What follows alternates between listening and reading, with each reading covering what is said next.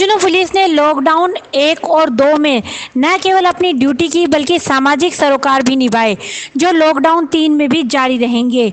Jhunjhunu SP जेसी शर्मा ने बताया कि पुलिसकर्मी उत्साह के साथ ड्यूटी कर रहे हैं, लेकिन उतनी ही सामाजिक सरोकार भी निभा रहे हैं। पिछले 1.5 माह में पुलिसकर्मी पशु पक्षियों के लिए भी भोजन की व्यवस्था कर रहे हैं। पेश है एक रिपोर्ट। झुंझुनू एसपी जेसी शर्मा ने झुंझुनू के लोगों से अपील की है कि झुंझुनू के लोगों ने पूर्व में जो अनुशासन का परिचय दिया वो लॉकडाउन 3 में भी कायम रखे, क्योंकि हम सभी के सामूहिक प्रयास के झुंझुनू रेड जोन से ऑरेंज जोन में आया है और अब सभी के प्रयासों से ही ऑरेंज जोन से ग्रीन जोन में आएगा। उन्होंने बताया कि इसके लिए हमें 4 महत्वपूर्ण चीज़ों का ध्यान रखना है। एक तो बेवजह बाहर ना निकलें, दूसरा मास्क का प्रयोग करें, तीसरा सोशल डिस्टेंस का ध्यान रखने के साथ साथ सैनिटाइज़र का प्रयोग करें। यदि हम ये सब करते हैं तो निश्चित रूप से ग्रीन जोन में आएंगे। झुंझुनू जिला जिस तरह से अब तक इसने कोरोना वायरस से लड़ने के लिए अनुशासन बनाए रख के और सारी व्यवस्थाएं दुरुस्त रखी हैं, वैसे ही अगर ये व्यवस्थाएं जिसमें आम जनता का सहयोग हमें मिले और ये व्यवस्थाएं इसी तरह बनी रहे तो निश्चित रूप से हमारा जिला ऑरेंज श्रेणी से और ग्रीन श्रेणी में आ जाएगा। और ग्रीन श्रेणी में आने के बाद भी जो ज़रूरी चीज़ें हैं जिसमें सोशल डिस्टेंसिंग का पालन, सैनिटाइजर का उपयोग और मास्क का प्रयोग हर व्यक्ति के लिए अनिवार्य है, विशेष रूप से सार्वजनिक स्थान पर आने के समय उसका अगर हम पालन करते रहेंगे तो निश्चित रूप से हमारा जिला लगातार ग्रीन जोन में बना रहेगा। एसपी जेसी शर्मा ने लॉकडाउन 1 और 2 का लेखा जोखा भी पेश किया। उन्होंने कहा कि जिला पुलिस ने न केवल समझाइश की बल्कि नहीं मानने वालों के खिलाफ सख्ती भी की है। लॉकडाउन 1 और 2 में कुल 763 लोगों को शांति भंग में गिरफ्तार किया, जो ऐसे लोग थे जो बेवजह घूमते हुए मिले। इसके अलावा लॉकडाउन का उल्लंघन करने वाले 63 लोगों के खिलाफ मुकदमे दर्ज कर उनको गिरफ्तारी भी की गई।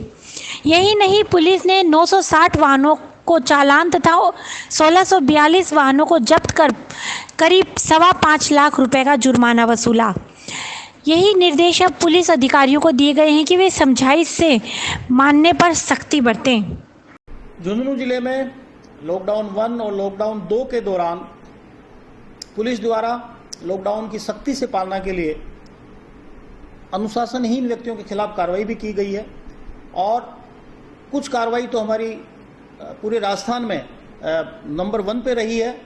और पिछले 2 लॉकडाउन के दौरान यानी कल तक झुंझुनू जिले ने 763 व्यक्तियों को 151 के तहत गिरफ्तार किया, 960 वाहनों का चालान किया और 1642 वाहनों को जब्त किया है और उनसे जुर्माने के रूप में करीब 5.25 लाख रुपए वसूल किए हैं, जो राजकोष में जमा कराए गए हैं। इसके अलावा कुल जो लॉकडाउन का उल्लंघन करने वाले व्यक्ति हैं उनके खिलाफ 63 मुकदमे दर्ज किए हैं, जिन मुकदमों के अनुसंधान के पश्चात 63 लोगों की मुकदमों में गिरफ्तारी भी की गई है। इस तरह लॉकडाउन 3 में भी अगर समझाइश के बाद भी लोग नहीं मानेंगे तो उनके खिलाफ इसी तरह कार्रवाई जारी रहेगी।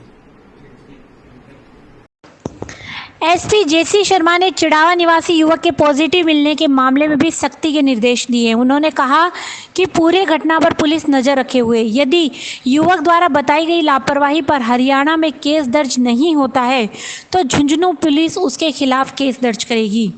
उन्होंने बताया कि युवक के सभी कॉन्टैक्ट्स को क्वारंटाइन करने के अलावा उनके सैंपल ले लिए गए हैं।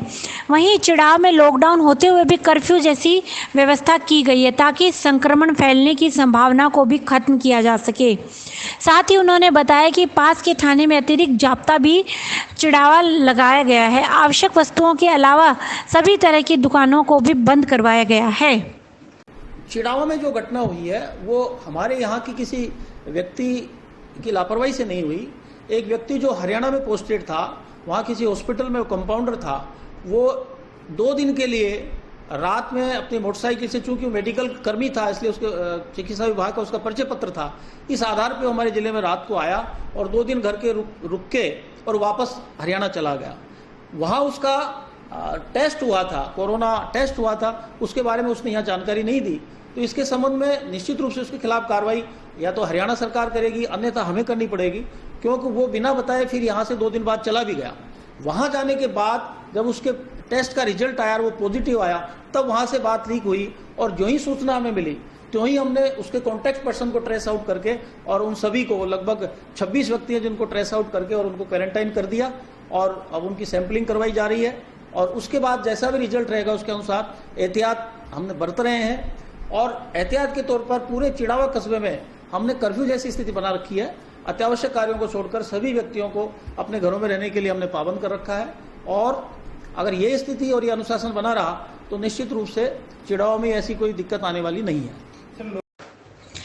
एसपी जेसी शर्मा ने बताया कि कोरोना वॉरियंटर्स की ड्यूटी और आमजन की जागरूकता के कारण अब झुंझुनू में पॉजिटिव केसों की संख्या नहीं बढ़ पाई है। उन्होंने बताया कि पुलिस कर्मियों के साथ साथ पुलिस का सहयोग करने वाले होमगार्ड, पूर्व सैनिक, पुलिस मित्र, सीएलजी सदस्यों, स्काउट्स तथा एनसीसी कैडेट्स का भी पूरा ख्याल रखा जा रहा है। पुलिस कर्मियों को 8 घंटे से ज़्यादा ड्यूटी पर नहीं रखा जा रहा। वहीं सभी को इम्यूनिटी बढ़ाने के लिए विटामिन सी की टैबलेट और ग्लूकोज उपलब्ध करवाया जा रहा है। साथ ही पुलिस कर्मियों के परिवारों का भी ध्यान रखा जा रहा है। अब तक 5-6 समस्याएं परिवार की आई थी, जिसका समाधान करवा दिया गया है। लॉकडाउन का उल्लंघन करने वालों के खिलाफ हमने मुकदमे भी दर्ज किए हैं, वाहन भी जब्त किए हैं, वाहनों के चालान भी किए हैं, धारा 151 के तहत भी उनको गिरफ्तार किया है। इसके अलावा उनको समझाइश भी की जा रही है लगातार। और सभी गतिविधियों का परिणाम यह है कि हमारे झुंझुनू जिले में कोरोना वायरस से संक्रमित व्यक्तियों की संख्या पे अचानक विराम लगा है। और उम्मीद है कि आगे भी इस तरह की गतिविधि जारी रही तो ये संक्रमित व्यक्तियों की संख्या नहीं बढ़ पाएगी। और उनके लिए जो सख्ती बरतने की हमें आवश्यकता है, हम सख्ती भी बरतेंगे और समझाइश भी करेंगे। पुलिसकर्मी हमारे लगातार ड्यूटी दे रहे हैं, उनके कल्याण के लिए, उनके स्वास्थ्य के लिए हमने विशेष ध्यान रखा है। मैं आपकी जानकारी के लिए बता दूं कि इस जिले में जो भी पुलिसकर्मी ड्यूटी पर लगे हुए हैं उनकी हमने कोशिश की है कि 8 घंटे से ज़्यादा ड्यूटी नहीं लगे। इसलिए हमने जो कर्फ्यूग्रस्त इलाका था वहाँ भी 3-3 पारी हमने बना रखी थी, जिसमें 8-8 घंटे पुलिसकर्मी की ड्यूटी ली जा रही थी, बाकी समय वो रेस्ट पे रहता था। और आगे भी हम ये व्यवस्था बनाए रखेंगे और उनके कल्याण के लिए, उनके परिवार के कल्याण के लिए हमारा पुलिस मुख्यालय भी पहले से ही सजग है इस बारे में।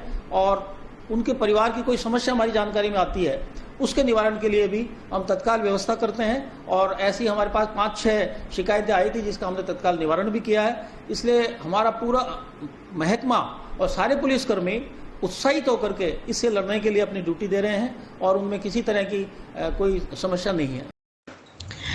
एसपी जेसी शर्मा ने बताया कि मुख्यमंत्री अशोक गहलोत द्वारा पुलिस महानिदेशक भूपेंद्र यादव के निर्देश पर पुलिस ड्यूटी के साथ साथ सामाजिक सरोकार भी निभा रही है। पिछले 1.5 महीने में पुलिस कर्मियों ने भामाशाहों के सहयोग से करीब 5 लाख रुपए का हरा चारा, हरी सब्जियां, बिस्किट, ब्रेड आदि पशुओं को खिलाए हैं। वहीं पक्षियों के लिए दाने पानी की भी व्यवस्था की है, जो लगातार अब भी जारी रहेगी।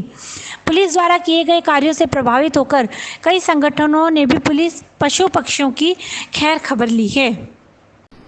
कोरोना वायरस से लड़ने के लिए लॉकडाउन की सख्ती से पालना कराने के साथ साथ हमारे पुलिसकर्मी, हमारे पुलिस महानिदेशक राजस्थान पुलिस और लोकप्रिय मुख्यमंत्री राजस्थान श्री अशोक जी गहलोत के निर्देशानुसार मानवीय सरोकारों के तहत भी अपनी गतिविधियां जारी रखे हुए हैं। और इसके तहत मैं यहाँ की जनता और यहाँ के दानदाताओं को विशेष रूप से धन्यवाद देना चाहूँगा कि उन दानदाताओं ने पुलिस के माध्यम से जनहित के कार्यों के लिए पैसा देना स्वीकार किया और उसका सदुपयोग हम कर रहे हैं। आम जनता को खाने के पैकेट के साथ साथ यहाँ के जो आवारा पशु हैं, पक्षी हैं, उनके लिए भी दानदाताओं के सहयोग से प्रतिदिन पुलिसकर्मी हरा चारा, हरी सब्जियाँ, कबूतरों के लिए दाना इत्यादि डाल रहे हैं।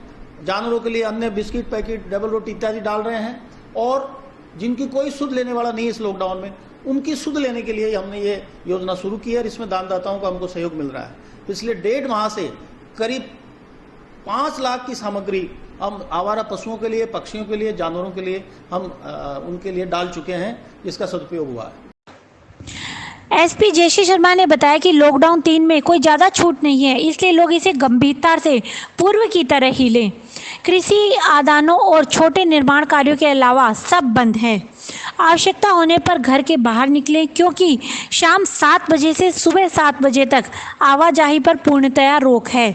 इस दौरान बिना कोई बड़े कारण के कोई मिलेगा तो उसके खिलाफ कार्यवाही की जाएगी। लॉकडाउन 3 में जैसा पहले भारत सरकार और राज्य सरकार ने कुछ दुकानदारों को अनुमति दी थी, उन्हीं को अनुमति मिली हुई है।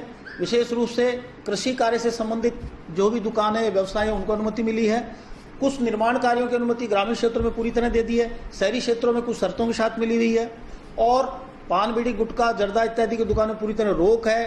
शराब की दुकानें भी आज से अनुमति केवल सुबह 10 बजे से लेकर शाम को 6 बजे तक उनको अनुमति मिली है। वो भी सोशल डिस्टेंसिंग का पालन करने के लिए बाध्य होंगे। अधिक ग्राहक वहाँ भीड़ नहीं हो, सोशल डिस्टेंसिंग का पालन कराएंगे और बिना मास्क वाले को उसको विक्रय नहीं करेंगे।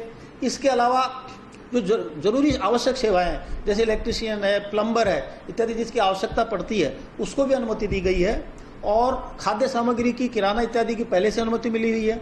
इसके अलावा जो सरकार ने विशेष परिस्थितियों में कुछ उद्योग धंधों को शुरू करने के लिए अनुमति दी है, वो भी कुछ शर्तों के साथ दी है। और उद्योग धंधे चलाने वाले वहाँ अपने परिसर में सोशल डिस्टेंसिंग का पालन करेंगे, मास्क लगवा करके उनसे ड्यूटी लेंगे और उनके रहने खाने की व्यवस्था भी उनको देखनी पड़ेगी।